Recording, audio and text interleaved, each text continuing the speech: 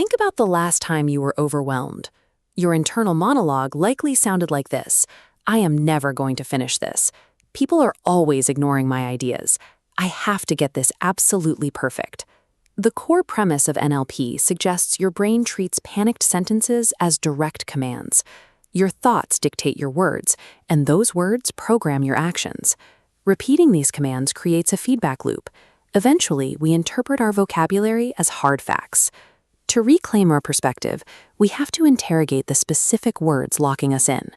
Linguists group these into two categories: universals and modal operators. These generalizations function as invisible dictators inside your mind. They mask reality's nuances, creating a sense of powerlessness by hiding the choices available to you. Regaining agency starts with putting these linguistic dictators on the witness stand and demanding proof. First, we have universals, words like always, never, every, and all. Their mechanical function is to blot out the complex details of your reality. You might drop your coffee, miss a train, and find yourself thinking, nothing ever goes my way. The NLP countermeasure involves isolating and querying the universal. You turn the word back on yourself and ask, never? Ever? Not even once? This forces your brain to locate a single exception to the rule. One time things did go your way. Absolute rules require absolute compliance. By identifying a single exception, you begin to unravel the generalization, proving that the absolute rule is actually an illusion. Next, we cross-examine modal operators of possibility. These set the rules for what we believe we are capable of, usually appearing as the phrase, I can't. When you say you can't do something, it rarely signals a lack of ability. Often, it is a mask hiding a fear of the results. To dismantle this, you ask, what actually stops me? Or what would happen if I did? The psychiatrist Fritz Perls utilized a reframe for this. He encouraged people to stop saying I can't and replace it with I won't. Reframing I can't as I won't highlights the active choice at the center of your behavior. It acknowledges that you are weighing the risks and deciding which path you are willing to take. The final traps are modal operators of necessity.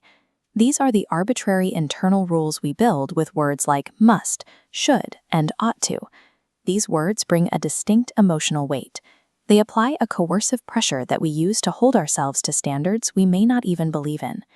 When your brain insists, I really must do this, you can push back by asking, what exactly would happen if I didn't?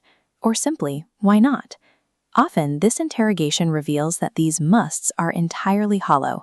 They are frequently outdated prohibitions or imaginary rules carrying little actual weight in your adult life. Questioning your shoulds can dissolve these imaginary obligations, helping to clear away the feeling of invisible coercion. The practical takeaway of this cross-examination is that editing your vocabulary is a mechanical step towards solving the problem. Take a look at your internal dialogue today. Catch yourself whenever you use restrictive words, always, never, must, should, or have to. Then apply a linguistic patch. Try replacing those specific words with the phrase, I choose to. Compare the feeling of, I must finish this, to I choose to finish this. Swapping a must for a choose to helps restore a sense of agency by focusing on the purpose behind the task. By interrogating the extremes of our vocabulary, we find the exit to a mental maze of our own construction. Because the linguistic door was never actually locked, you remain the architect of your own experience.